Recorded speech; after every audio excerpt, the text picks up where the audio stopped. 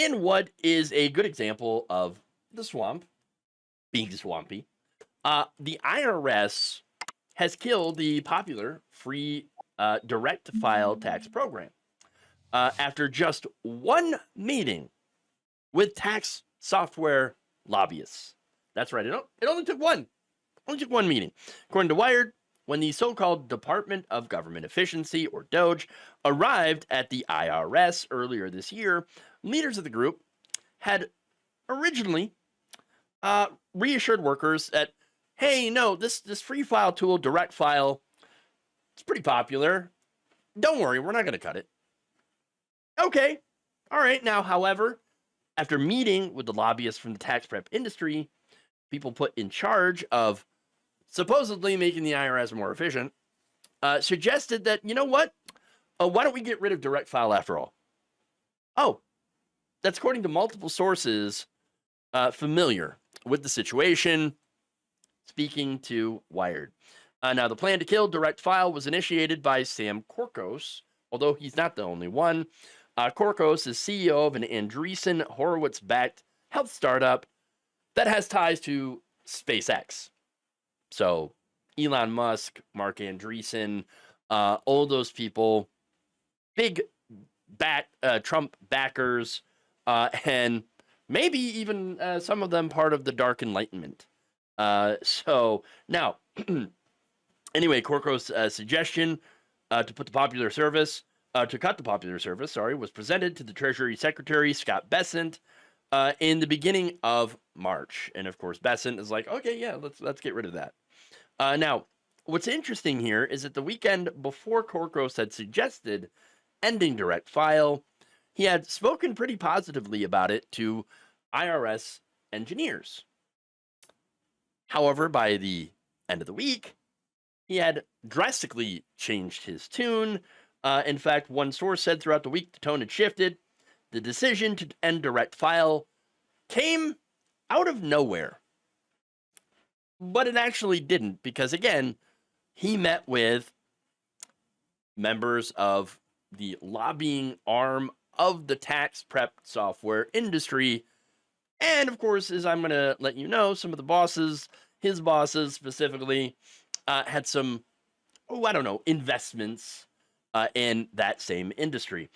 Days after the weekend meeting, Corcos told multiple sources that he had met with Free File Inc., previously the Free File Alliance, a group of tax prep software companies that partner with the IRS to offer what they call free filing services.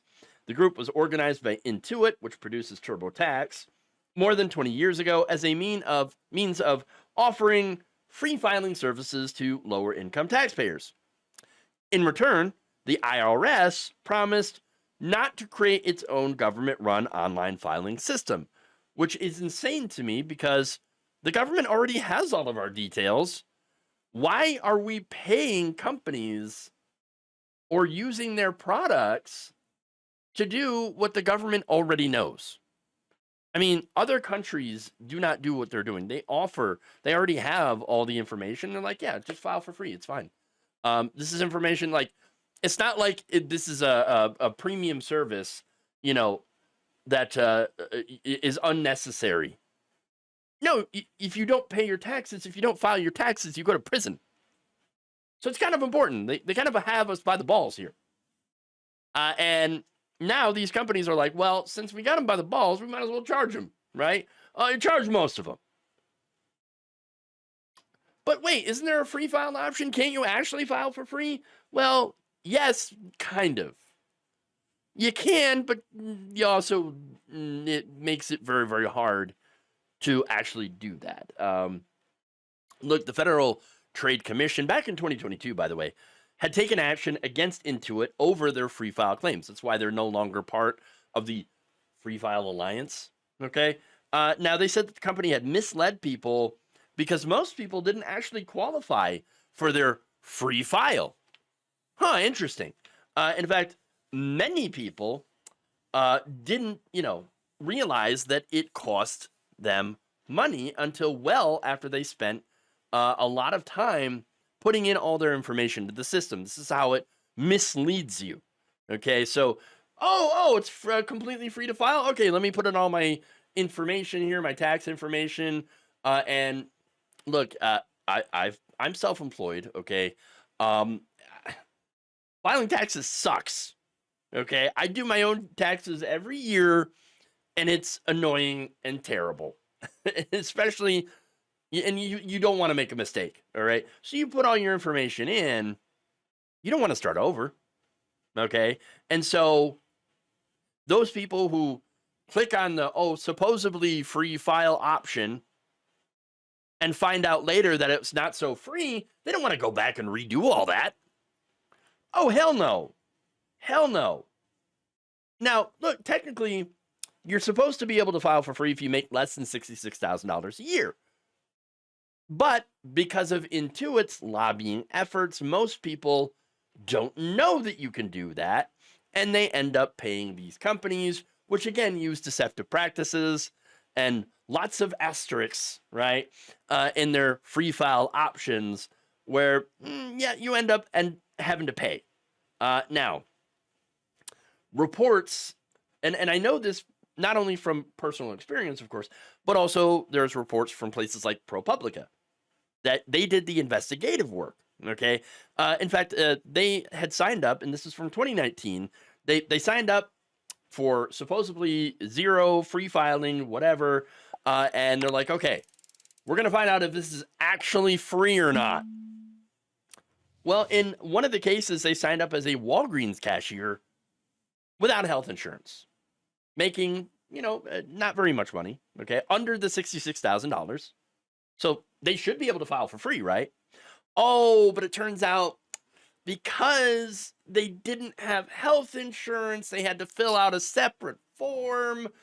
Ooh, and that means, sorry, we got to charge you $59.99 for that extra additional form showing that you don't have health insurance. Sorry. Oops. So sad for your luck.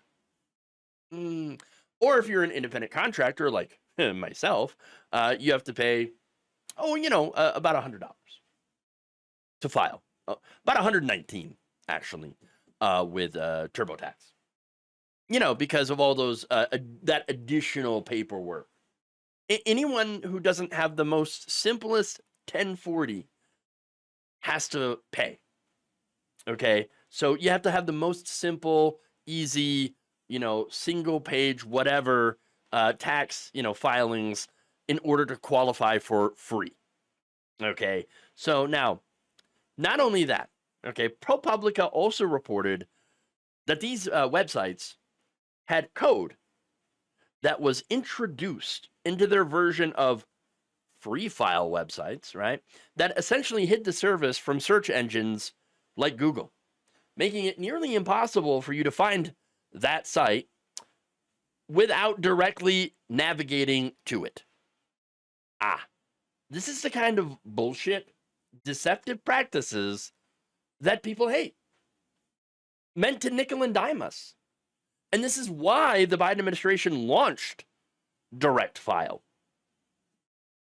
Why, they finally decided, okay, look, these tax prep companies, they're not really holding up their end of the bargain. They're not really offering free file that is easy for people to use. And again, most people didn't know about the free file option, and they make it very, very hard to get to it. Okay, and that's how they make their money, by the way, these companies.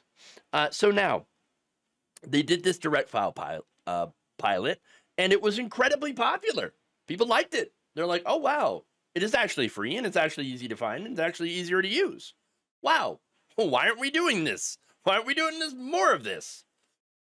Well, it only rolled out to about 25 states, okay, over this last tax prep year. And so it was supposed to roll out to more. But now, Now, as far as it being popular, 94% of survey respondents among 2025 direct file users said that they had a positive experience. Again, positive experience when paying your taxes. That's an amazing poll result. Because again, people don't like to pay taxes. And it's probably because of the experience being nickeled and dimed by, tax prep software is probably one of the reasons why people have such a negative experience with their taxes. So having this option, it makes sense that people like it. And there you go. But, and again, it was not only easy, but actually really free. But thanks to the swamp, it is no more. It is gone. And it wasn't just Corcos who is to blame here. Okay, he's just one of the DOGE members. No, you also had someone else. Now, around the time that Corcos had arrived as a senior advisor at the Treasury Department in late February, you had other DOGE members that were being onboarded to the agency as well. So it's got DOGE's fingerprints all over it. Now, one of them is Todd Nunam. Nunam. Yeah, that's it. Now, he previously held a tech company and joined as a Schedule C employee at DOGE. Now, he was also Corcos' supervisor. And as a supervisor, Nunam was the DOGE team lead at the Treasury for all IRS-related matters, according to court filings. Corcos reported to Nunam throughout early May when he was named the Treasury CIO, and as stated in a separate court filing, the group worked on a variety of projects, including reviewing of the IRS's vendor contracts. In his financial disclosure forms, Nunam listed owning shares of Intuit, as first reported by Politico. That's right. The guy who is responsible for killing Direct Free File, which is a competitor to Intuit, owns shares of Intuit. And here we go, swampy. Getting kind of swampy in here. And by the way, Nunam isn't the only one to own Intuit shares. You also have other DOGE members, Linda Whiteridge and Tom Kraus, both at the Bureau of Fiscal Service, owning shares of Intuit. So, look, it's very likely that Corcos was directed to kill Direct File by his bosses that own shares of TurboTax's parent company on behalf of TurboTax. Either that or maybe Corcos was offered something by the lobbyists that he had met in return for killing the program. I don't know. But either way, this seems very, very swampy. This is corruption. This is how the swamp works.